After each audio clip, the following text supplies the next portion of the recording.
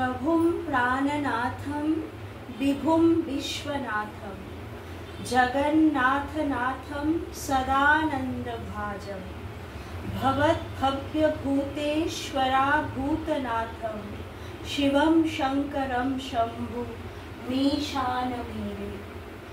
शरच्चन्द्रगात्रं गुणानन्दपात्रं त्रिनेत्रं पवित्रं धनेशस्य मित्रम् अपर्णाकलत्र चरित्र विचित्र शिवं शंकरं शंभु मीशानमीरे। शिवेर अष्टकमेर थेके एकटू बोललाम। श्रावण मासे आमरा महादेवेर जे पुजो करी ता श्रावण मासे आमरा केन पुजो करी बा सोमवारी बा केन पुजो करी सेटा निये एकटू आजके आपनादेर संगे एकटू आलोचना करार इच्छा आछे।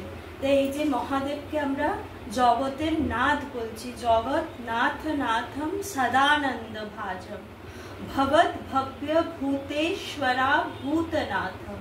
आमादेर बाबा महादेवादिदेव तिनी की अतीत बर्तमान भविष्यৎ सबकिछुर तिनी अधीश्वर, ताई आमरा ताके प्रणाम जानाচ্ছি। शरच्चंद्र गात्रम तिनी शरৎकालेर चाँदेर मतो तार गायेर रंग गुणानंद पात्रम समस्त गुणेर समस्त कल्याणेर तिनी पात्र एवं तिनी त्रिनेत्रम तार तीनटी चोख आछे एकटी ज्ञान चक्षु तिनी पवित्र एवं धनेशस्य मित्रम धनेश्वर कुबेरेर तिनी मित्र अपर्णा कलेत्रम अपर्णा हच्छे पार्वती जिनी नाकि महादेवके पाওয়ার জন্য পর্ণ অথবা পাতা একটি পাতা শুকনো পাতা যেটি গাছ থেকে পড়তো সেটি খেয়ে তপস্যা করে মহাদেবকে পেয়েছিলেন, সেই জন্য তার নাম অপর্ণা। অপর্ণা কলেত্র মানে অপর্ণা তার স্ত্রী। চরিত্র বিচিত্রম সত্যি মহাদেবের চরিত্র কিন্তু সত্যি খুব বিচিত্র এবং এই যে বিচিত্র চরিত্র মহাদেবকে সবসময় বান্ডল অফ কন্ট্রাডিকশনস বলা হয়। তিনি তিনি কি তার এই তার যে দুই সঙ্গী নন্দী এবং ভৃঙ্গি কিন্তু বরাবর মহাদেবকে বলতেন যে তোমার চরিত্র বিচিত্র, আমি তোমার চরিত্র বুঝতে পারি না। তুমি যদি তুমি দিগম্বর হও তাহলে তোমার হাতে ধনুক কেন? আমরা জানি যে মহাদেব হলো পিনাক পানি, আবার তোমার হাতে যদি ধনুক আছে তবে তুমি সারা গায়ে ভস্য মেখে আছো কেন? ভস্য যদি মাখে সে তো বৈরাগী, আবার যদি তুমি ভস্য মেখে বৈরাগী হয়েছো তবে আবার তোমার পার্বতীর মতো সুন্দর স্ত্রীর কি দরকার? আবার যদি তোমার পার্বতীর মতো যদি তোমার সাথে অঙ্গনা আছে তাহলে তুমি কামদেবকে কেন ভস্য করলে? তা এই যে বিরুদ্ধতা, এই যে সব কন্ট্রাডিকশন এর মধ্যে মহাদেবকে আমরা লক্ষ্য করি তার ব্রহ্ম স্বরূপতা। তিনি অকিঞ্চন অথচ তিনি সম্পদের অধীশ্বর। তিনি মদনকে দহন করেছেন, আবার তিনি তার স্ত্রী পার্বতীকে ভীষণভাবে ভালোবাসতেন। এই যে পরস্পর বিরোধী এই যে স্বভাব, এটাই কিন্তু পরব্রহ্ম স্বরূপ। এবার আমরা শ্রাবণ মাসে কেন মহাদেবকে পুজো করি? আমরা তো এমনি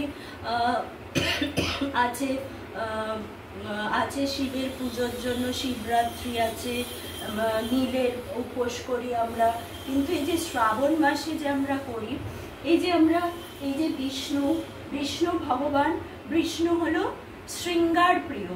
তাকে অলকা তিলকা দিয়ে তাকে সাজানো হয়, তার হাতে মোহন বাঁশি, তার মাথায় ময়ূর পাখা, তিনি পীত ধরা, মানে মানে নয়নাভিরাম তাকে বিষ্ণুকে দেখতে। আর সূর্য কি, সে প্রণাম প্রিয়, সূর্যকে আমরা সবসময় সকালে উঠে সূর্য নমস্কার করি। গণেশ মোদক প্রিয়, ভগবতী স্তুতি প্রিয়, আর আমাদের মহাদেবের জলধারা প্রিয়। সেই শ্রাবণ মাসে শিবের মাথায় জল ঢালা হয় এবার কেউ কেউ বলে যে শ্রাবণ মাসেই নাকি দেবতা ও অসুরদের সম্মিলিত প্রয়াসে সমুদ্র মন্থন হয়েছিল। সমুদ্র থেকে অমৃতের কলস ওঠার আগে আমরা জানি যে কি উঠেছিল, হলাহল, বিষ উঠেছিল, এবং এই বিষ এতটাই তীব্র ছিল যে সমস্ত সৃষ্টিকে তা নষ্ট করে দিতে পারত। এবং এই সৃষ্টি যাতে নষ্ট না হয় সেই সৃষ্টিকে রক্ষা করার জন্য কিন্তু এগিয়ে এসেছিল মহাদেব, এবং সেই বিষ তিনি কণ্ঠে ধারণ করে নীলকণ্ঠ হয়েছিলেন। এবং এই যে বিঘ্ন বিনাশকারী শিবকে এই সময় আমরা পুজো করি শ্রাবণ মাসে। মহাদেব যেমন নিজে বিষ ধারণ করে কষ্ট সহ্য করেছিলেন, তেমনি কিন্তু জগৎকে রক্ষা করেছিলেন। সেই জন্য আমরা শিব ভক্তরাও মহাদেবকে এই সময় শ্রাবণ মাসে জল ঢালি।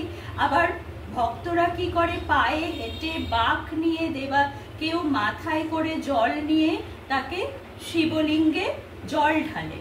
এবং এই লিঙ্গ, আমরা যে শিবলিঙ্গে জল ঢালি, এই লিঙ্গ কিন্তু একটি চিহ্ন। শাস্ত্রে বলেছে লিঙ্গ কি, লিঙ্গ হলো আকাশ।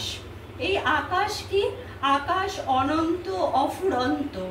এবং এই যে মহাদেবকেও যে লিঙ্গ বলে আকাশ বলা হয়েছে, বিষ্ণুর মধ্যেও কিন্তু আকাশ, এই সম্পূর্ণ যে বিষ্ণু কিন্তু আকাশ, আকাশে আছে, মহাদেবও আকাশ, অফুরন্ত যে অনন্ত আকাশ, সব কিছুকে ভরিয়ে দেওয়া যায়, আকাশকে কিন্তু ভরানো যায় না।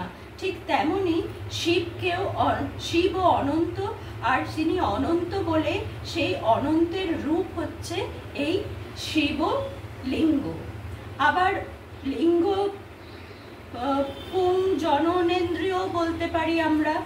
আমাদের ঋষিরা বিশ্বাস করেছেন যেখান থেকে কামনার সূত্রপাত, সেখানেই যদি কাম তত্ত্বকে সমাহিত করে দেওয়া যায়, তাহলে কিন্তু কামনা বাসনা থেকে মুক্তি পাওয়া যায়।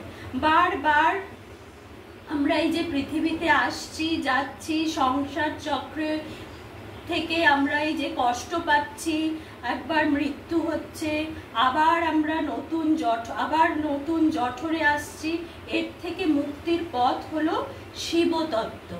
আর এই শিবতত্ত্ব মানেই হচ্ছে সেই তত্ত্ব যেখানে কামকে শ্রদ্ধার দৃষ্টিতে দেখা হয়।